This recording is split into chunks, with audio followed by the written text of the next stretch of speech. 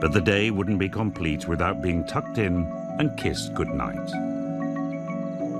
No, my darling. Knowing her brood are safe and well puts Judy's mind at rest. But what does the future hold for Tatenda? One thing's for certain, he can't stay at home forever. Monday morning means a bit more discipline.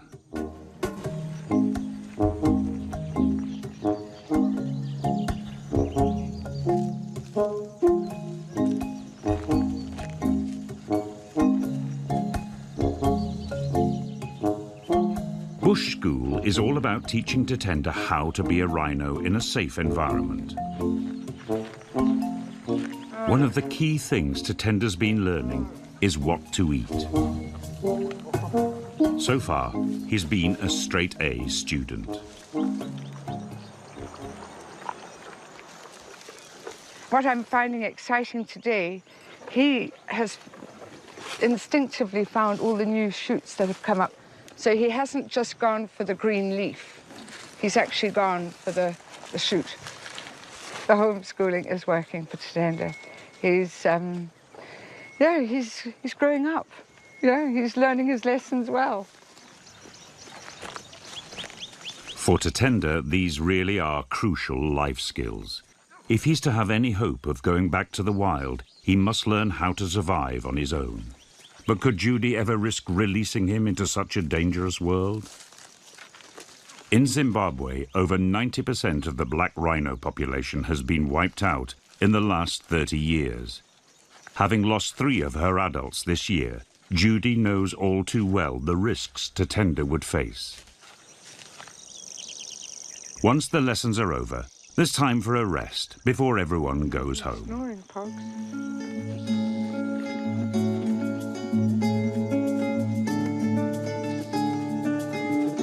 For Judy, protecting Tatenda's future is not just about teaching him how to survive. Teaching the local community about black rhino is just as vital.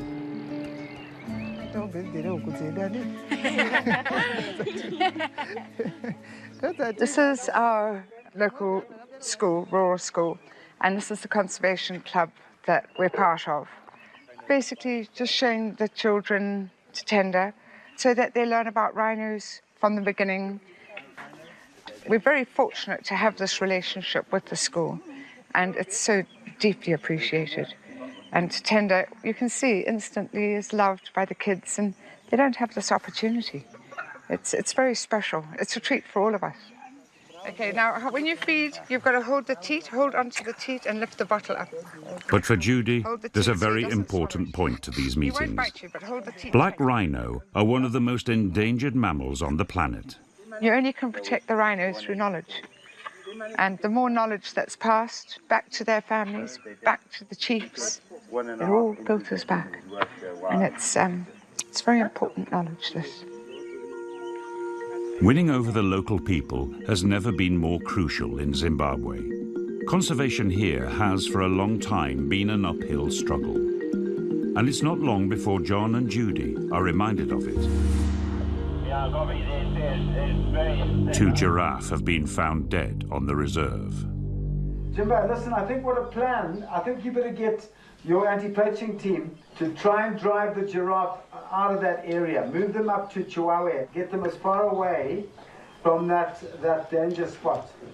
The most important thing is not to lose anything else. So hence you heard me on the radio telling everyone, I want to move the giraffe out of that area by foot, try and run them out of the area.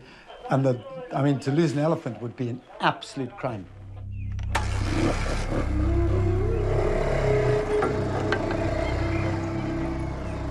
John and Judy head out to assess the situation themselves.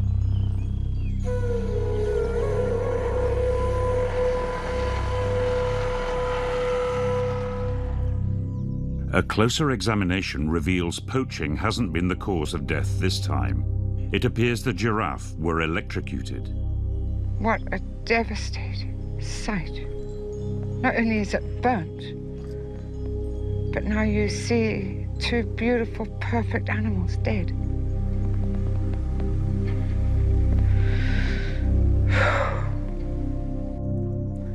A week ago, we had a fire that has burnt out half the farm, and it jumped every fire guard. There was an incredible roaring wind.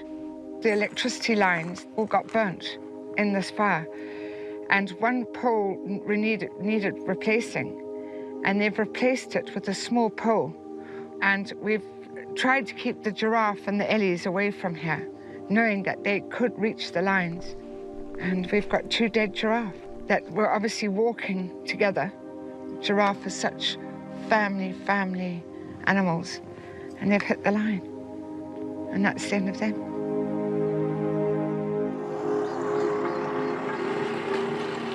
There is little Judy can do now other than make sure no other giraffe wander into the area.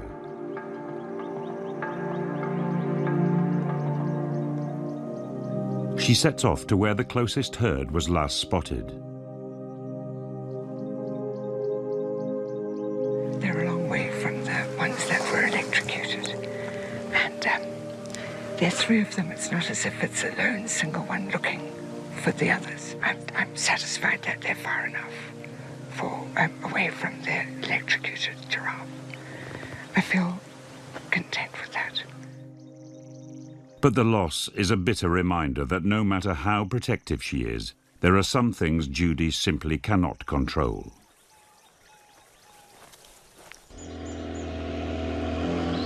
A week later, the arrival of a close family friend brings a welcome distraction.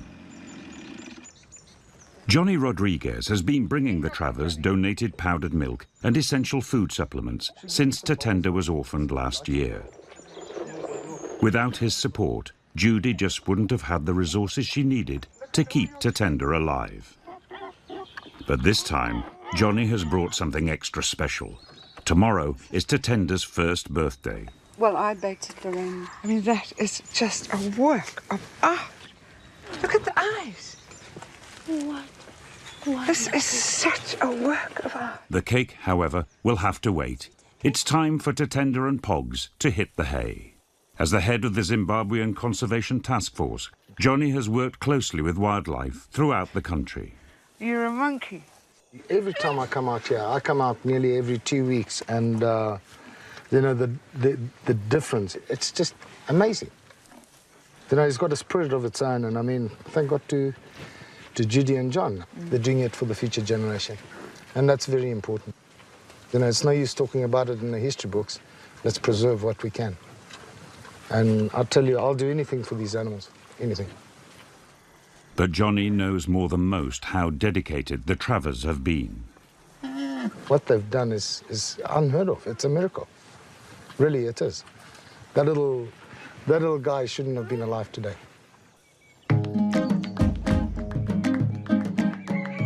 But against all odds, today Tatenda is celebrating a very special occasion.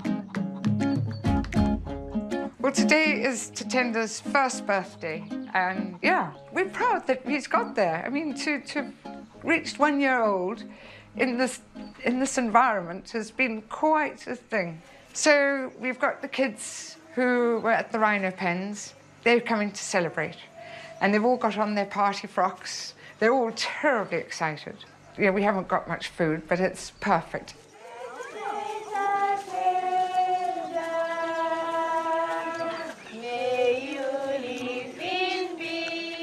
And it's also Onward's birthday, his handler's birthday, so somehow there's just deep connections all around.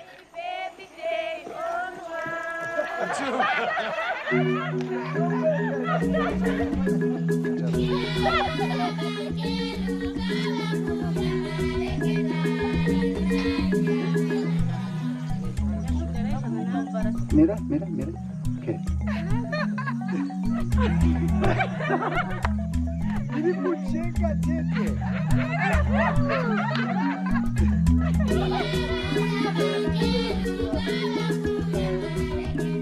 To think that a year ago, we watched him being rolled around in his pen, being given birth by Deej.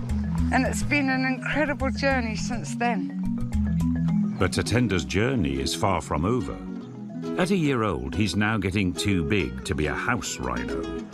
Judy is going to have to make some serious decisions about his future.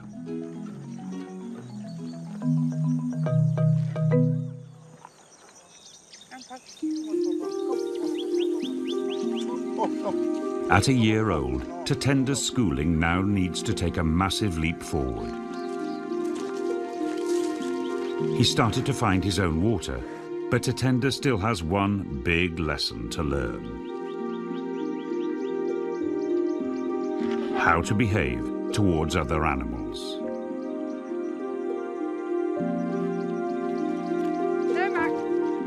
Elephants can pose a serious threat to Rhino in a semi-wild reserve like Imire. Judy is watching to see how Tatenda reacts.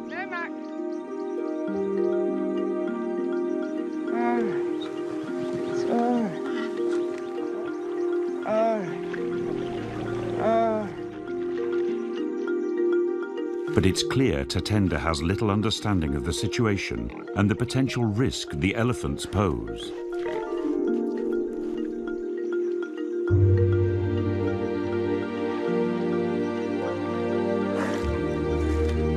The elephants keep their distance, and in the end, Tatenda shows he hasn't forgotten who Mum is. I had a moment of panic, but it was more for Tatenda, not having any fair skills, you know, just clueless on what could be dangerous. He's now reached a point that he's actually got to use his aggression. He's got to know where his boundaries are. And if we protect him, he's actually not going to have that. But the key realization is that Judy can only take Tatenda's schooling so far. The rest he'll have to learn either by himself or from other rhino. That means leaving home and going back to a wilder reserve. It's his time now to move on. And he doesn't quite know what he's got in store for him. He's got to learn.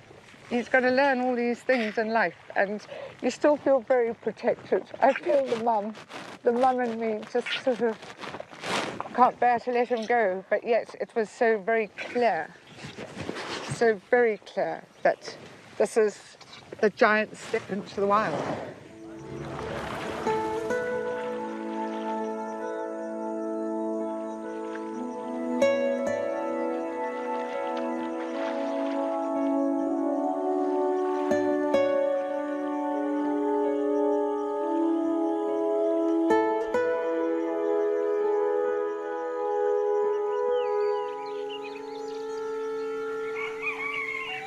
All too soon, the day before Tatenda's departure arrives.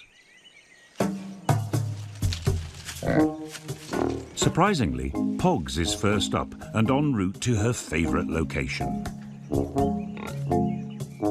This past week, she has been put on a strict diet to get her in shape, because Pogs too will be going back to the bush where she belongs. But with the kitchen cupboards looking bare and the refrigerator securely pog-proofed, this disgruntled early riser will have to settle for second best. Hello. A more comfortable place to continue her nap. Pogs is not happy with this new diet. Last night, Poggles refused her milk because it was so watered down. She seems to be sort of always looking for food into the kitchen.